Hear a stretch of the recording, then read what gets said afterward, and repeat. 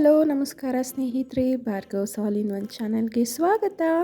ಇವತ್ತಿನ ವಿಡಿಯೋದಲ್ಲಿ healthy recipes ಜೊತೆ ಹಳೆ ಕಾಲದಲ್ಲಿ ನಮ್ಮ ಅಜ್ಜಿ ಮಾಡ್ತಾ ಇರೋಂಥ ಹಾಗೆ ಅಮ್ಮಂದಿರು ಮಾಡ್ತಾ ಇದ್ದಂತಹ ಒಂದು ಒಳ್ಳೆಯ ಆರೋಗ್ಯಕ್ಕೆ ಹಾಗೂ ಬಿಸಿಲುಗಾಲಕ್ಕೆ ತಂಪಾದಂಥ ಒಂದು ಒಳ್ಳೆಯ ರೆಸಿಪಿಯನ್ನು ತೋರಿಸ್ತಾ ಇದ್ದೀನಿ. ನಾನಿಲ್ಲಿ ಗಟ್ಟಿ ಮೊಸರನ್ನು ತೊಗೊಂಡಿದ್ದೀನಿ. ಅದನ್ನು ಒಂದು ಬೌಲ್ಗೆ ಹಾಕ್ಕೊಂಡು ಅದ್ರ ಜೊತೆಗೆ ಕಟ್ ಮಾಡ್ಕೊಂಡಿರೋಂಥ ಈರುಳ್ಳಿ, ಕೊತ್ತಂಬರಿ ಸೊಪ್ಪು, ಸ್ಮ್ಯಾಶ್ ಮಾಡ್ಕೊಂಡಿರೋಂಥ ಜೀರಿಗೆ ಜೊತೆಗೆ ರುಚಿಗೆ ತಕ್ಕಷ್ಟು ಉಪ್ಪನ್ನು ಹಾಕ್ಕೊಂಡು ಚೆನ್ನಾಗಿ ಮಿಕ್ಸ್ ಮಾಡ್ಕೊತಾ ಇದ್ದೀನಿ. ಇದು ಬೇಸಿಗೆ ಕಾಲದಲ್ಲಿ ಬಹಳಷ್ಟು ಜನ ಮಾಡೋವಂಥ ಒಂದು ಒಳ್ಳೆ ರೆಸಿಪೀಸ್. ಆದರೆ ಇದನ್ನು ನಾನಿಲ್ಲಿ ರಾತ್ರಿ ಉಳಿದಂಥ ಮುದ್ದೆಯಲ್ಲಿ ಮಾಡ್ತಾಯಿದ್ದೀನಿ. ಇದು ನಮ್ಮ ಹಳೆ ಕಾಲದಲ್ಲಿ ಅಜ್ಜಿ ಮತ್ತು ಅಮ್ಮ ಅಪ್ಪ ಎಲ್ಲರೂ ಮಾಡ್ತಾಯಿದ್ದಂಥದ್ದು. ಇದು ಆರೋಗ್ಯಕ್ಕೆ ತುಂಬಾ ಒಳ್ಳೆಯದು, ಹಾಗೆ ದೇಹಕ್ಕೂ ಕೂಡ ತಂಪಾಗಿರುತ್ತೆ. ತೋಳಿಗೂ ಸಹ ಬಲ. ಬಿಸಿಲಲ್ಲಿ ಕೆಲಸ ಮಾಡುವಂತಹ ರೈತರಿಗೆ ಇದು ಒಳ್ಳೆಯ ಆಹಾರ. ಬೇಸಿಗೆಗಾಲದಲ್ಲಿ ಯಾರೆಲ್ಲ ರೈತರಾಗಿ ಕೆಲಸ ಮಾಡ್ತಾ ಇರ್ತಾರೆ ಈಗಲೂ ಸಹ ಅಂಥವ್ರಿಗೆ ಈ ಒಂದು ರೆಸಿಪಿ ತುಂಬಾ ನೆನಪಲ್ಲಿ ಇಟ್ಕೊಂಡಿರ್ತಾರೆ. ಹಾಗೆ ಆಗಾಗ್ಗೆ ಈ ರೀತಿ ಸಹ ಮಾಡ್ಕೊಂಡು ಕುಡಿತಾ ಇರ್ತಾರೆ. ಇದು ಅರ್ಲಿ ಮಾರ್ನಿಂಗ್ ಟಿಫನ್ಗಿಂತ ಮುಂಚಿತವಾಗಿ ಯಾರೆಲ್ಲ ಸಹ ಬೇಸಿಗೆಗಾಲದಲ್ಲಿ ಬಿಸಿಲಲ್ಲಿ ಕೆಲಸ ಮಾಡ್ತಿರ್ತಾರೋ ಅಂಥವರು ಇದನ್ನು ಯಥೇಚ್ಛವಾಗಿ ಕುಡಿಯೋದು ಬಹಳ ಒಳ್ಳೆಯದು. ಆ್ಯಂಡ್ ಇದಕ್ಕೆ ನಾವು ರಾಗಿ ಅಂಬಲಿ ಅಂತ ಹೇಳ್ತೀವಿ. ಒಂದೊಂದು ಕಡೆ ಒಂದೊಂದು ರೀತಿಯಲ್ಲಿ ಮಾಡ್ತಾರೆ. ಇದು ತಂಗಳ ಮುದ್ದೆಯಲ್ಲಿ ಅಂದರೆ ರಾತ್ರಿ ಉಳಿದಂತಹ ಮುದ್ದೆಯಲ್ಲಿ ಮಾಡೋ ಅಂಥದ್ದು. ರಾಗಿ ಅಂಬಲಿ ಅಂದರೆ ನೈಟು ಬರೀ ರಾಗಿ ಹಿಟ್ಟನ್ನು ನೀರಲ್ಲಿ ಬೇಯಿಸಿ ಕುದಿಸಿ ಮಾಡೋ ಅಂಥದ್ದು ಸಹ ರಾಗಿ ಅಂಬಲಿ ಅಂತ ಹೇಳ್ತಾರೆ. ಅದೊಂದು ಮೆಥಡ್. ಆದರೆ ಇದು ಸಹ ಒಂದು ರೀತಿ ಮೆಥಡು. ಆ್ಯಂಡ್ ಅದಕ್ಕಿಂತ ಇದು ಬಹಳ ತಂಪು ಕೊಡುವಂಥದ್ದು. ನಾನಿಲ್ಲಿ ಮುದ್ದೆನ ಚೆನ್ನಾಗಿ ಕಿವುಚಿ ರುಚಿಗೆ ತಕ್ಕಷ್ಟು ಉಪ್ಪನ್ನು ಹಾಕ್ಕೊಂಡು ಬೇಕಾಗಿರೋ ಅಷ್ಟು ನೀರನ್ನು ಸಹ ಹಾಕ್ಕೊಂಡು ಸ್ಮ್ಯಾಶ್ ಮಾಡ್ಕೊತಾ ಇದ್ದೀನಿ. ಕೈಯಲ್ಲಿ ಚೆನ್ನಾಗಿ ಕಿವುಚಬೇಕು. ಕಿವುಚಿದ ನಂತರ ನೋಡಿ ಈ ರೀತಿ ಆಗಿರುತ್ತೆ. ಬಹಳನೇ ರುಚಿಯಾಗಿರುತ್ತೆ. ಇದಕ್ಕೆ ಬೇಕಿದ್ದರೆ ನೀವು ಸ್ವಲ್ಪ ಪೆಪ್ಪರ್ ಪೌಡರನ್ನು ಹಾಕ್ಕೋಬೋದು. ಅದು ಆಪ್ಷನಲ್. ಬೇಕು ಅಂದರೆ ಹಾಕ್ಕೋಬೋದು, ಇಲ್ಲಾಂದರೆ ಸ್ಕಿಪ್ ಮಾಡ್ಕೋಬೋದು. ಆ್ಯಂಡ್ ಪೆಪ್ಪರ್ ಪೌಡರ್ ಹಾಕಲೇಬೇಕು ಅನ್ನೋದೇನಿಲ್ಲ, ಇಷ್ಟೇ ಸಾಕು. ರುಚಿಗೆ ತುಂಬಾ ಚೆನ್ನಾಗಿರುತ್ತೆ. ಯಾರು ಬೇಕಿದ್ದರೂ ಮನೇಲಿ ಕುಡಿಬೋದು. ಇದು ದೊಡ್ಡವರು ಚಿಕ್ಕವರು ಅಂತ ಏನೂ ಇಲ್ಲ. ನೆಗಡಿ ಹಿಡಿದ್ಬಿಡುತ್ತಪ್ಪ ಅನ್ನೋಂಥ ಕೆಮ್ಮು ಬರುತ್ತೆ ಅನ್ನೋದು ಸಹ ಏನೂ ಇಲ್ಲ. ಎಲ್ಲರೂ ಸಹ ಕುಡಿಬೋದು, ಅಷ್ಟು ತಂಪಾಗಿರುತ್ತೆ. ಆ್ಯಂಡ್ ನಾನು ಯಾವಾಗಲೂ ಸಹ ನಮ್ಮ ಮನೆಯವ್ರಿಗೆ ಇದನ್ನು ಮಾಡಿಕೊಡ್ತಾ ಇರ್ತೀನಿ. ಹಾಗೆ ಮಕ್ಳಿಗೂ ಸಹ ಕೊಡ್ತಾ ಇರ್ತೀನಿ. ಯಾಕೆಂದರೆ ಮನೆಯವರು ಬಿಸಿಲಲ್ಲಿ ಜಾಸ್ತಿ ಓಡಾಡ್ತಾ ಇರ್ತಾರೆ, ಅವ್ರಿಗೆ ವೆಹಿಕಲ್ ಟ್ರಾವೆಲಿಂಗ್ ಜಾಸ್ತಿ ಇರುತ್ತೆ ಅಂತ ಹೇಳಿ ಮೊಸರು ಮತ್ತು ಮಜ್ಜಿಗೆ ಯಥೇಚ್ಛವಾಗಿ ಕೊಡೋದು ಒಳ್ಳೆಯದು ಅಂತ ಹೇಳಿ ಕೊಡ್ತೀನಿ. ಸೊ ಇದು ಮಾರ್ನಿಂಗ್ ಟಿಫನ್ಗಿಂತ ಮುಂಚೆ ಮಾಡಿ ಕೊಟ್ಟಿದ್ದು. ಆ್ಯಂಡ್ ಟಿಫನ್ ಅಂತ ಈ ಒಂದು ವಿಡಿಯೋದಲ್ಲಿ ಏನೂ ಮಾಡ್ತಿಲ್ಲ. ಡೈರೆಕ್ಟಾಗಿ ಅಡುಗೆ ಮಾಡ್ತಾಯಿದ್ದೀನಿ. ಯಾಕೆಂದರೆ ಮಗನಿಗೆ ಸ್ಕೂಲ್ ಇಲ್ಲದೆ ಇರೋ ಕಾರಣ ಡೈರೆಕ್ಟಾಗಿ ಅಡುಗೆ ಮಾಡ್ಕೋತಾ ಇದ್ದೀನಿ. ನಾನು ಏನು ಅಡುಗೆ ಮಾಡ್ಕೋತಾ ಇದ್ದೀನಿ ಅಂದರೆ ಒಂದು ಒಳ್ಳೆ ಬಸ್ಸಾರನ್ನು ಮಾಡ್ತಾಯಿದ್ದೀನಿ. ಮಿಕ್ಸ್ ತರಕಾರಿಗಳನ್ನು ಹಾಕಿ, ಮಿಕ್ಸ್ ವೆಜಿಟೇಬಲ್ಸನ್ನು ಹಾಕಿ ಒಂದು ಒಳ್ಳೆ ಬಸ್ಸಾರನ್ನು ಮಾಡ್ತಾಯಿದ್ದೀನಿ. ನೀವು ವಿಡಿಯೋದಲ್ಲಿ ನೋಡ್ತಿರ್ಬೋದು. ನಾನಿಲ್ಲಿ ಹೂಕೋಸು ಮತ್ತು ಬೀನ್ಸು ಹಾಗೆಯೇ ಚಪ್ರದ ಅವರೆಕಾಯನ್ನು ತಗೊಂಡಿದ್ದೀನಿ. ತೆಗೆದು ನೀಟಾಗಿ ಬಿಡಿಸಿ ತೊಳೆದು ಅದನ್ನು ಕುಕ್ಕರ್ಗೆ ಹಾಕ್ಕೋತಾ ಇದ್ದೀನಿ. ಆ್ಯಂಡ್ ಬಸ್ಸಾರಲ್ಲಿ ತುಂಬ ವಿಧವಾದಂಥ ಬಸ್ಸಾರುಗಳನ್ನು ಮಾಡ್ಬೋದು ಸ್ನೇಹಿತರೆ. ಒಂದೇ ಥರದ್ದಲ್ಲ. ತರಕಾರಿ ಬಸ್ಸಾರು ಮಾಡ್ಬೋದು, ಬೇಳೆಕಾಳು ಬಸ್ಸಾರು ಮಾಡ್ಬೋದು, ಮೊಳಕೆ ಕಟ್ಟಿ ಬಸ್ಸಾರನ್ನು ಮಾಡ್ಬೋದು. ಹಾಗೆ ಹಸಿರು ಸೊಪ್ಪುಗಳಲ್ಲೂ ಸಹ ಬಸ್ಸಾರನ್ನು ಮಾಡ್ಬೋದು. ನಮ್ಮ ಕರ್ನಾಟಕದಲ್ಲಿ ಅದರಲ್ಲೂ ಸಹ ಬೆಂಗಳೂರು ಗ್ರಾಮಾಂತರ ಪ್ರದೇಶಗಳು ಏನೆಲ್ಲ ಇದೆ ಅಂಥ ಪ್ರದೇಶಗಳಲ್ಲಿ ಅಂದರೆ ನಮ್ಮ ಸೈಡಲ್ಲಿ ಬಹಳಷ್ಟು ಸಂಖ್ಯೆಯಲ್ಲಿ ನಾವು ಸಾಂಬಾರುಗಳನ್ನು ವೆರೈಟಿಯಾಗಿ ಮಾಡ್ತಾ ಹೋಗ್ತೀವಿ. ಈ ರೀತಿ ವೆರೈಟಿಯಾಗಿ ಮಾಡೋವಂಥ ಸಾಂಬಾರುಗಳು ಬೇರೆ ಎಲ್ಲೂ ಇಲ್ಲ. ಅಷ್ಟು ವೆರೈಟಿಯನ್ನು ಮಾಡೋದನ್ನು ನಮ್ಮಲ್ಲಿ ನೋಡ್ಬೋದು. ಆ್ಯಂಡ್ ಇಲ್ಲಿ ನಾನು ತರಕಾರಿ ಜೊತೆಗೆ ಅವರೆಕಾಳನ್ನು ಯೂಸ್ ಮಾಡ್ತಾಯಿದ್ದೀನಿ. ಅವರೆಕಾಳು ಸಹ ಸೀಸನ್ಗೆ ಬರೋ ಅಂಥದ್ದು, ಹಾಗಾಗಿ ಹೆಚ್ಚಾಗಿ ಬಳಸೋದು ರೂಢಿ ಇದೆ ನಮ್ಮಲ್ಲಿ. ಹಾಗೆ ಬೇಯೋದಕ್ಕೆ ಸ್ವಲ್ಪ ನೀರನ್ನು ಹಾಕ್ಕೋತಾ ಇದ್ದೀನಿ, ಅಳತೆಗೆ ತಕ್ಕಷ್ಟು. ರುಚಿಗೆ ತಕ್ಕಷ್ಟು ಉಪ್ಪನ್ನು ಸಹ ಹಾಕ್ಕೊಂಡು ಲಿಡ್ನ ಕ್ಲೋಸ್ ಮಾಡಿ ಒಂದು 2-3 ವಿಷಲನ್ನು ಹಾಕಿಸ್ಕೊತೀನಿ.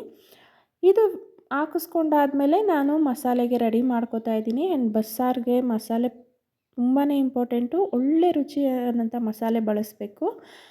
ಜೊತೆಗೆ ಇಲ್ಲಿ ನೋಡ್ತಿರ್ಬೋದು ನೀವು, ತರಕಾರಿನ ಬೇಯಿಸಿ ಆ ನೀರನ್ನು ಬಸಿದು ಸಪ್ರೇಟಾಗಿ ಇಟ್ಕೊಂಡಿದ್ದೀನಿ ನಾನು. ಒಂದು 3 ವಿಷಲ್ ಆದರೆ ಸಾಕು. ತುಂಬ ತರಕಾರಿ ಬೇಯಬೇಕು, ತುಂಬ ಸ್ಮ್ಯಾಶಿಂಗ್ ಥರ ಆಗಬಾರ್ದು. ಈ ರೀತಿ ಸ್ವಲ್ಪ ಮಟ್ಟಿಗೆ ಅಂದರೆ ಒಂದು ಮುಕ್ಕಾಲಷ್ಟು ಬೆಂದರೆ ಸಾಕು. ಇಷ್ಟು ಬೆಂದ್ಕೊಂಡಿದ್ರೆ ಟೇಸ್ಟ್ ಕರೆಕ್ಟಾಗಿ ಬರುತ್ತೆ, ಹಾಗೆ ಉದುರುದ್ರಾಗಿರುತ್ತೆ ಸೊಪ್ಪು. ಇದು ಬಸ್ದು ಪಕ್ಕಕ್ಕೆ ಇಟ್ಕೊಂಡ್ಮೇಲೆ ಇದಕ್ಕೆ ಒಗ್ಗರಣೆ ಹಾಕ್ಕೋತಾ ಇದ್ದೀನಿ. ಒಂದು ಕಡಾಯನ್ನು ತಗೊಂಡಿದ್ದೀನಿ. ಕಡಾಯಿಗೆ ಒಗ್ಗರಣೆಗೆ ಬೇಕಾದಷ್ಟು ಎಣ್ಣೆನ ಹಾಕ್ಕೊಂಡು, ಎಣ್ಣೆ ಕಾದ ನಂತರ ಸಾಸಿವೆನ ಹಾಕ್ಕೋತಾ ಇದ್ದೀನಿ. ಸ್ವಲ್ಪ ಜೀರಿಗೆ ಹಾಕ್ಕೊಂಡು ಕಟ್ ಮಾಡಿ ಇಟ್ಕೊಂಡಿರೋವಂಥ ಈರುಳ್ಳಿಯನ್ನು ಹಾಕ್ಕೋತಾ ಇದ್ದೀನಿ. ಈರುಳ್ಳಿ ಸ್ವಲ್ಪ ಬಾಡಿಸ್ಕೊಳ್ಬೇಕು, ಹಸಿ ವಾಸನೆ ಹೋಗೋವರೆಗೂ ಫ್ರೈ ಮಾಡಿಕೊಂಡು ಇದಕ್ಕೆ ಸ್ವಲ್ಪ ಹಸಿ ಕರಿಬೇವಿನ ಸೊಪ್ಪನ್ನು ಹಾಕ್ಕೋತಾ ಇದ್ದೀನಿ. ಹಸಿ ಕರಿಬೇವಿನ ಸೊಪ್ಪು ಹಾಕ್ಕೊಂಡು ಇದು ಚಿಟ್ಲಿದ ನಂತರ ಮಸಾಲೆಗೆ ಹಾಕ್ಕೋತೀನಿ. ಅದ್ರಕ್ಕೂ ಮುಂಚೆ ಸೊಪ್ಪನ್ನು ಇದಕ್ಕೆ ಹಾಕಿ ಒಗ್ಗರಣೆ ಮಾಡಿಕೊಂಡು ಸೈಡ್ಗೆ ಇಟ್ಕೊಳ್ತೀನಿ. ಇಲ್ಲಿ ನಾನು ಒಂದು ಕುಕ್ಕರ್ ಜಾರನ್ನು ತೊಗೊಂಡಿದ್ದೀನಿ ಮಸಾಲೆ ರೆಡಿ ಮಾಡ್ಕೊಳ್ಳೋದಕ್ಕೆ. ಅದಕ್ಕೆ ಒಂದು 2 ಟೊಮೆಟೊ ಹಣ್ಣು, ಸ್ವಲ್ಪ ಹುಣಸೆ ಹಣ್ಣನ್ನು ಹಾಕ್ಕೊಂಡಿದ್ದೀನಿ. ಜೀರಿಗೆ 1 ಸ್ಪೂನ್ ಹಾಕ್ಕೋತಾ ಇದ್ದೀನಿ. ಜೊತೆಗೆ ಕಟ್ ಮಾಡಿಟ್ಕೊಂಡಿರೋಂಥ ಒಂದು ದೊಡ್ಡ ಸೈಜಿನ ಈರುಳ್ಳಿಯನ್ನು ಹಾಕ್ಕೋತಾ ಇದ್ದೀನಿ. ಈರುಳ್ಳಿ ಹಾಕ್ಕೊಂಡ ನಂತರ ಕೊತ್ತಂಬರಿ ಸೊಪ್ಪು, ನಾಟಿ ಕೊತ್ತಂಬರಿ ಸೊಪ್ಪನ್ನು ಹಾಕ್ಕೋತಾ ಇದ್ದೀನಿ. ಇದ್ರ ಜೊತೆಗೇ ನಾನು ಸಾಂಬಾರು ಪೌಡರನ್ನು ಸಹ ಹಾಕ್ಕೋತಾ ಇದ್ದೀನಿ. ಒಂದು 2 ದೊಡ್ಡ ಬೆಳ್ಳುಳ್ಳಿ ಹಾಕ್ಕೋತಾ ಇದ್ದೀನಿ. ಬೆಳ್ಳುಳ್ಳಿ ಬಸ್ಸಾರಿಗೆ ತುಂಬಾ ಟೇಸ್ಟ್ ಕೊಡುತ್ತೆ. ಸಾಂಬಾರು ಕೂಡ ಹಾಕ್ಕೊಂಡ ನಂತರ ಖಾರಕ್ಕೆ ಅಂತ ಅಚ್ಚ ಖಾರದ ಪುಡಿ ಸಹ 1.5 ಸ್ಪೂನಷ್ಟು ಹಾಕ್ಕೋತಾ ಇದ್ದೀನಿ. ಆ್ಯಂಡ್ ಜೊತೆಗೆ ಬಸ್ಸಾರಿಗೆ ಇಂಪಾರ್ಟೆಂಟ್, ಜೊತೆಗೆ ತುಂಬ ಟೇಸ್ಟ್ ಕೊಡೋದು ಹಸಿ ಕೊಬ್ಬರಿ, ಜೀರಿಗೆ, ಹುಣಸೆಹಣ್ಣು ಮತ್ತು ಬೆಳ್ಳುಳ್ಳಿ. ಇವಿಷ್ಟು ಸಹ ಸ್ವಲ್ಪ ಜಾಸ್ತಿ ಹಾಕ್ಕೊಂಡಷ್ಟು ಟೇಸ್ಟ್ ಚೆನ್ನಾಗಿರುತ್ತೆ. ಯಾವುದೇ ಕಾರಣಕ್ಕೂ ಒಣಕೊಬ್ಬರಿನ ಯೂಸ್ ಮಾಡಬಾರ್ದು, ಟೇಸ್ಟ್ ಚೆನ್ನಾಗಿರಲ್ಲ. ಜೊತೆಗೆ ಬೇಯಿಸಿಟ್ಕೊಂಡಿರೋಂಥ ಸೊಪ್ಪನ್ನು ಸಹ ನಾನು ಹಾಕ್ಕೊಂಡು ಮಿಕ್ಸಿ ಮಾಡ್ಕೋತಾ ಇದ್ದೀನಿ. ಯಾವ ಕುಕ್ಕರಲ್ಲಿ ಬೇಯಿಸಿಟ್ಕೊಂಡಿದ್ನೋ ಅದೇ ಕುಕ್ಕರ್ಗೆ ಮಿಕ್ಸಿಗೆ ಹಾಕ್ಕೊಂಡಿರೋ ಅಂಥ ಮಿಕ್ಸರ್ನ ಹಾಕ್ಕೊಂಡು ಕಲಿಸ್ಕೋತಾ ಇದ್ದೀನಿ. ಆ್ಯಂಡ್ ಬೇಕಾಗಿರೋ ಅಷ್ಟು ನೀರನ್ನು ಹಾಕ್ಕೊಂಡು, ಹಾಗೆ ಮಿಕ್ಸಿ ಜಾರ್ಗೂ ಸಹ ತೊಳೆದು ಹಾಕ್ಕೊಂಡು ಸಾಂಬಾರನ್ನ ಕಲಸಿ ಇನ್ನಷ್ಟು ನೀರನ್ನು ಹಾಕ್ಕೊಂಡು ರುಚಿಗೆ ತಕ್ಕಷ್ಟು ಉಪ್ಪನ್ನು ಹಾಕೋತಾ ಇದ್ದೀನಿ. ಜೊತೆಗೆ ಬೇಯಿಸಿಟ್ಕೊಂಡಿರೋಂಥ ನೀರನ್ನು ನಾನು ವೇಸ್ಟ್ ಮಾಡೋದಕ್ಕೂ ಹೋಗಲ್ಲ, ಅದೇ ನೀರನ್ನೇ ಬಳಸ್ತೀನಿ. ಅದು ಒಳ್ಳೆಯದು. ಯಾವುದೇ ಕಾರಣಕ್ಕೂ ಅದನ್ನು ಚೆಲ್ಲೋದಕ್ಕೂ ಹೋಗಬಾರ್ದು. ಅದರಲ್ಲೂ ಸಹ ಹೆಚ್ಚು ಪೋಷಕಾಂಶಗಳಿರುತ್ತೆ. ಅದರಿಂದ ಈ ರೀತಿ ಮಿಕ್ಸ್ ಮಾಡ್ಕೊಳ್ಳೋದು ಒಳ್ಳೆಯದು. ಆ್ಯಂಡ್ ಇದಾದಮೇಲೆ ಒಗ್ಗರಣೆ ಮಾಡ್ಕೊಳ್ತೀನಿ. ಸಾಂಬಾರಿಗೂ ಸಹ ಒಗ್ಗರಣೆ ಮಾಡಿಕೊಂಡು ಚೆನ್ನಾಗಿ ಕುದಿಸ್ಕೊಂಡ್ರೆ ಬಿಸಿ ಬಿಸಿ ರಾಗಿ ಮುದ್ದೆ ಜೊತೆ ತರಕಾರಿ ಬಸ್ಸಾರು ರೆಡಿ ಆಗುತ್ತೆ ಸ್ನೇಹಿತರೆ. ನನ್ನ ವಿಡಿಯೋದಲ್ಲಿ ಯಾವುದೇ ಥರದ ಜಂಕ್ ಫುಡ್ಗಳಷ್ಟು ಯಾವುದೂ ಇರೋದಿಲ್ಲ. ರೆಸಿಪೀಸ್ಗಳು ಆದಷ್ಟು ಕಡಿಮೆ ಮಾಡ್ತೀನಿ. ನ್ಯಾಚುರಲ್ ಆಗಿ ಮನೆಯಲ್ಲಿ ಯಥೇಚ್ಛವಾಗಿ ದಿನನಿತ್ಯವಾಗಿ ಬಳಸೋವಂಥ ಆಹಾರಗಳನ್ನೇ ನಾನು ಇಲ್ಲಿ ವಿಡಿಯೋ ಮಾಡಿ ಹಾಕುವಂಥದ್ದು. ಆರೋಗ್ಯಕ್ಕೆ ಚೆನ್ನಾಗಿರಬೇಕು, ಒಳ್ಳೇದಿರಬೇಕು ಅಂತ ಮಾತ್ರನೇ. ಆ್ಯಂಡ್ ಜಂಕ್ ಫುಡ್ ನೀವು ಬಳಸೋದೇ ಇಲ್ವಾ ಅಂದರೆ ಬಳಸ್ತೀನಿ, ತುಂಬ ರೇರ್, ಯಾವಾಗಲೋ ಒಂದು ಸರಿ ಅಷ್ಟೇ. ಅದು ಬಿಟ್ಟು ಯಥೇಚ್ಛವಾಗಿ ಅದನ್ನೇ ನಾನು ಪ್ರಮೋಟ್ ಮಾಡೋದಕ್ಕೆ ಹೋಗಲ್ಲ, ಜಂಕ್ ಫುಡ್ಗಳು. ಆ್ಯಂಡ್ ನಾನು ನ್ಯಾಚುರಲಾಗಿ ತರಕಾರಿ ಹೆಚ್ಚಾಗಿ ಬಳಸೋದ್ರಿಂದ ಅದನ್ನೇ ಸಹ ತೋರಿಸ್ತಾ ಇರ್ತೀನಿ. ಇದ್ರ ಜೊತೆಗೆ ನಾನಿಲ್ಲಿ ನಮ್ಮ ಮನೆಯವ್ರಿಗೆ ವೆಜಿಟೇಬಲ್ ಒಂದಷ್ಟು ಕಟ್ ಮಾಡಿ ಕೊಟ್ಟಿದ್ದೀನಿ. ಅವರು ಡಯಟ್ ಫಾಲೋ ಮಾಡ್ತಿರ್ತಾರೆ ಅದರಿಂದ. ಆ್ಯಂಡ್ ಜೊತೆಗೆ ಅವರು ಶನಿವಾರ ಉಪವಾಸ ಇರ್ತಾರೆ. ಉಪವಾಸ ಇರೋದ್ರಿಂದ ಯಾವುದೇ ಕಾರಣಕ್ಕೂ ಉಪ್ಪು ಖಾರನ ತಿನ್ನೋದಕ್ಕೂ ಹೋಗಲ್ಲ. ಅವರು ತರಕಾರಿ ಮತ್ತು ಫ್ರೂಟ್ಸನ್ನು ಮಾತ್ರ ತಿಂತಾರೆ. ಸೊ ಇವತ್ತು ನಾನು ತರಕಾರಿಯನ್ನು ಈ ರೀತಿ ಕಟ್ ಮಾಡಿ ಕೊಟ್ಟಿದ್ದೀನಿ. ಆ್ಯಂಡ್ ಇಷ್ಟೆಲ್ಲ ಮಾಡೋ ಅಷ್ಟರಲ್ಲಿ ಮಧ್ಯಾಹ್ನ ಆಯಿತು. ಮಧ್ಯಾಹ್ನ ಅಷ್ಟರಲ್ಲಿ ಜೋರು ಮಳೆ ಶುರುವಾಯಿತು. ಇದು ವರ್ಷದ ಮೊದಲನೇ ಮಳೆ. ಬಹಳ ಖುಷಿ ಆಯಿತು ನೋಡೋದಕ್ಕೆ. ವರ್ಷದ ಮೊದಲನೇ ಮಳೆನೇ ಇಷ್ಟು ಜೋರಾಗಿ ಬರ್ತಿರೋದು. ಆ್ಯಂಡ್ ನಮ್ಮ ಕಡೆ ಮಳೆ ಬರೋದು ತುಂಬಾ ರೇರ್ ಅಂದರೆ ಬಿದ್ದಷ್ಟು ಸಹ ಭೂಮಿ ಬೇಗನೆ ಎಳ್ಕೊಳ್ಳುತ್ತೆ. ಆ್ಯಂಡ್ ಎಷ್ಟು ಬಿದ್ದರೂ ಸಹ ಸಾಕಾಗಲ್ಲ. ಅಂಥದ್ರಲ್ಲಿ ಮೊದಲನೇ ಮಳೆನೇ ಇಷ್ಟು ಜೋರಾಗಿ ಬೀಳ್ತಿರೋದು ಬಹಳಷ್ಟು ಖುಷಿ ಕೊಡ್ತು ನೋಡೋದಕ್ಕೆ. ಆ್ಯಂಡ್ ನಮ್ಮ ಕಡೆ ಮಾವಿನ ಮರಗಳು ಯಥೇಚ್ಛವಾಗಿರೋದ್ರಿಂದ, ಇದು ಮಾವಿನ ಸೀಸನ್ ಆಗಿರೋದ್ರಿಂದ ಈ ಟೈಮಲ್ಲಿ ಮಳೆ ಬಿದ್ದರೆ ಬೆಳೆಗಾರರಿಗೆ, ರೈತರಿಗೆ ಬಹಳ ಖುಷಿ ಆಗುತ್ತೆ. ಯಾಕೆಂದರೆ ಮಾವಿನ ಬೆಳೆ ಫಸಲು ಚೆನ್ನಾಗಿ ಬರುತ್ತೆ, ಒಳ್ಳೊಳ್ಳೆ ಸೈಜ್ ಬರುತ್ತೆ.